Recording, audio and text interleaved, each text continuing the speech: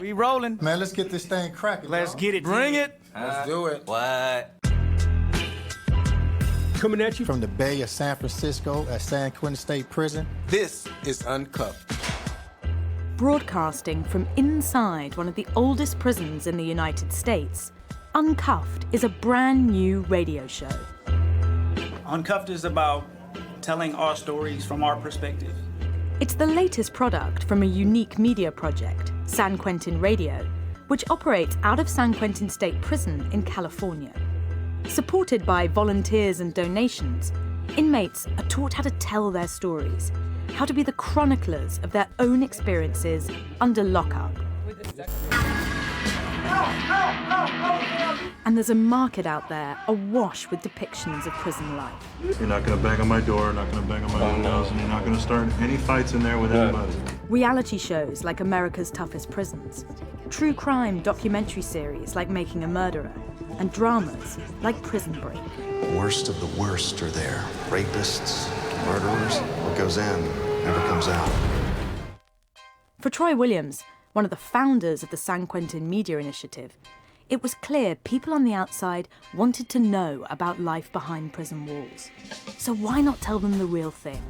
You watch a lot of shows that talk about prison and they never seem to get my story right. And so that's when I came up with the idea of producing San Quentin Prison Report.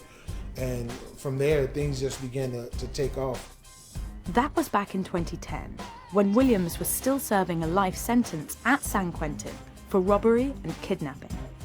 Using donated equipment, he began producing his own video and audio programs about life in jail. He got out in 2014 and continues to work as a producer. Williams is not an anomaly. Across the United States, there's a small press corps of prisoners telling stories that might otherwise never get told. Some write mostly for their fellow prisoners, like Kerry Myers, sentenced to life for second-degree murder, a crime that he, the victim's family, and the investigating detective all say he did not commit. He spent 2 decades writing and editing a magazine, The Angolite, produced out of a maximum security prison in Louisiana. His sentence was commuted, and he was released in 2016. I think I've wanted to do that, wanted to write since I was 5 years old. And so when I was sent to Angola, Louisiana State Penitentiary, they pulled me into the prison print shop where I stayed for 5 years. I got to know the editor, I got to know the rest of the staff. And when an opening came up, I certainly took the opportunity to do that. The Angolite is a chronicler of not only events that happens at the prison, but the Angolite has also been a conscience of the criminal justice system in Louisiana and policies nationwide. Then there are inmates whose journalism has jumped beyond prison walls.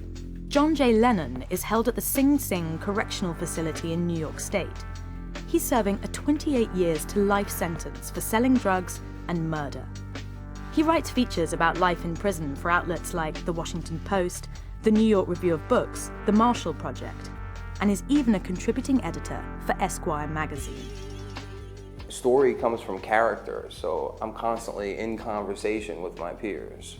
I'm sort of taking notes, whether it be in the yard, and I have my pen and pad, and I'm talking to the person, and then I'll go back to my cell, and I'll sort of transcribe those notes on my typewriter. I don't even really do too much of my own research. Whenever I see a story in something, I think I'm looking at this. The story is a little different from my angle, right?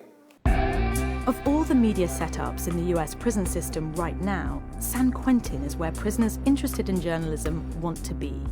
There's a newspaper, San Quentin News. There's the radio show Uncuffed. You can see and feel what we see, feel, and hear. And there's the hit podcast Ear Hustle. You could hear them dragging handcuffs and stuff. All produced by inmates on the inside. And it's not just about the variety of media on offer.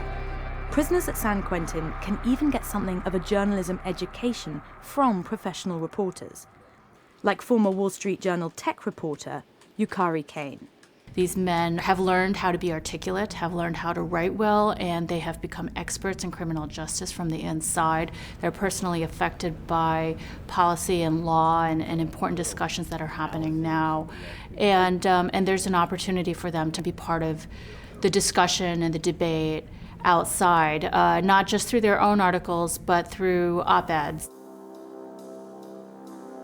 And hearing these perspectives, giving them a space in the mainstream, is crucial. America has the highest documented incarceration rate in the world, but an acute lack of transparency around prison conditions makes coverage from the outside especially challenging. In our interviews with John J. Lennon, Kerry Myers, and Troy Williams, the key point they all kept coming back to was their access. It's unparalleled.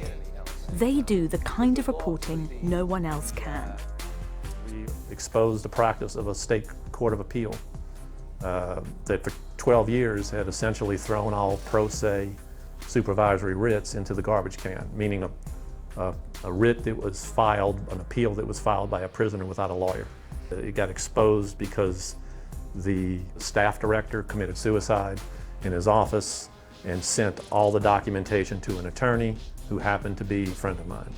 Had I been anywhere else, no one would have cared. We exposed that practice, and that practice changed. I wrote a piece for the New York Magazine, and it was co-published in the Marshall Project. Andrew Goldstein is this notorious guy that suffers from schizophrenia. He was psychotic 20 years ago, off of his meds, and he pushed Kendra Webdale in front of the subway. And that case sort of sparked Kendra's Law, which sort of mandated that people with schizophrenia to take their medication, and it gives them more help. Like, I could tell this story, I could interview him, and that's what I did. Prison ain't really like that.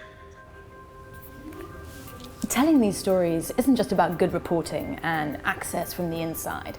It's completely dependent on maintaining the trust of prison authorities.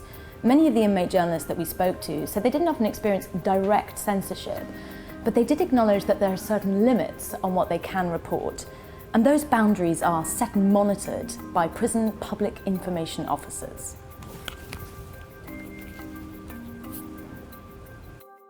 This is Lieutenant Sam Robinson, the public information officer at San Quentin State Prison, and I approve this story. At San Quentin, Lieutenant Sam Robinson is the man with the final say. We do want the newspaper to be the voice of the men inside. And essentially, I weigh in and I make a decision on not the validity of the article, but whether there's something in it that may have an adverse impact on someone who lives here inside the prison, someone at another facility, or if it endangers public safety. We're not here to censor. I'm not here to censor the paper. He gives us a lot of freedom to do exactly what it is that we need to do. Just because we came to prison doesn't mean that our rights and our citizenship stopped at the gate. Did I say everything right? Hold on, let me check with Sam. Sam, how did that sound? You're all over the place. Do you think I could be a public information officer one day? Giving prisoners the opportunity to report their own stories isn't just a means of unraveling the complex truths of prison life. It provides a rehabilitation tool, a catharsis. For some, journalism is a way of life behind bars. At the end of the day, I guess, I would say I'm a storyteller, and I look forward to telling stories. And I will say, I may live in prison, but I'm no longer a criminal. It gave me an ability to think of myself outside of the box of just a prisoner. I could put out, through this medium, a product that could change the face of how people are viewed in prison, or even how we view ourselves in prison. When you've been deprived of speaking, of talking, for years on end, and someone says all of a sudden, hey man, I'm gonna tell your story. There is where the magic began. We've got the mic now.